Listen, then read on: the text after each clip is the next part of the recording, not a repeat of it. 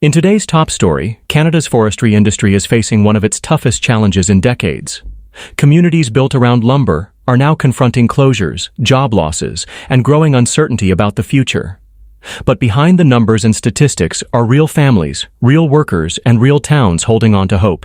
Stay with us, because we're breaking down why this crisis matters, what it means for everyday Canadians, and how it could reshape the economy for years to come.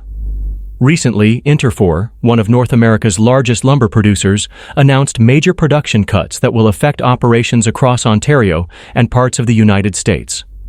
From Sault Ste. Marie to Elk Lake, production is expected to fall by over 140 million board feet by the end of this year.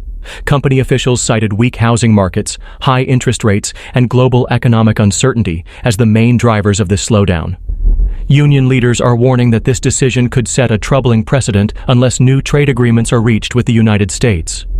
Already, many workers have seen reduced hours, rotating layoffs, and extended downtime. For families who depend on steady paychecks, the uncertainty is devastating. Local businesses, whether it's diners, fuel stations, or small shops, are also feeling the ripple effects as fewer workers spend in their communities. This isn't an isolated case. In Quebec, Domtar has announced that its Maniwaki sawmill will temporarily shut down, leaving around 80 employees without work. While the number might sound smaller compared to Ontario, for a small town the impact is massive. When the saws stop running, entire communities are disrupted. Schools lose funding, small businesses struggle, and many families consider leaving in search of stability. Industry analysts explain that lumber has always been tied closely to housing demand. With rising interest rates slowing new construction, demand for wood products has fallen sharply. This has left Canadian producers struggling to stay competitive, especially with U.S. tariffs on softwood lumber reaching as high as 35%. American officials argue that Canadian companies benefit from unfair subsidies, while Canadian producers insist these tariffs are unjust and harmful to cross-border trade. The result is growing frustration among workers and industry leaders. Many argue that without stronger government action, more sawmills could be forced to scale back or close entirely. Some are calling for emergency support packages, while others insist that Canada needs a long-term strategy to diversify its lumber markets and reduce reliance on the U.S. Meanwhile, communities are also raising concerns about environmental practices linked to forestry operations, including the use of herbicides in forest management. Indigenous leaders have voiced frustration, saying promised consultations have not materialized, leaving them with unanswered questions about health and environmental risks. This has added another layer of pressure on both the industry and the government.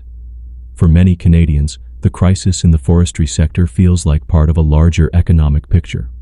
Inflation remains stubbornly high, grocery bills keep climbing, and household debt is at record levels. In small towns that once thrived on lumber, families are now wondering if their children will need to leave in order to find stable work.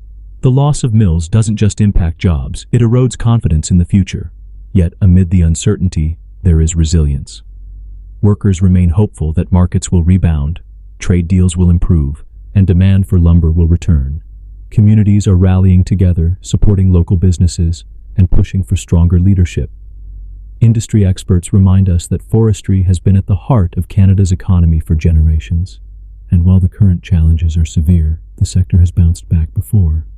The big question now is whether leadership at all levels can provide the vision and policies needed to protect jobs, stabilize markets, and ensure that forestry remains a vital part of Canada's economy. And that's where you come in. What do you think should be done to protect Canadian forestry? Should the government step in with more direct support, or should markets decide the future? Let us know in the comments below. Don't forget to like this video, subscribe for more updates, and share it with someone who needs to know what's happening right now in Canada's economy.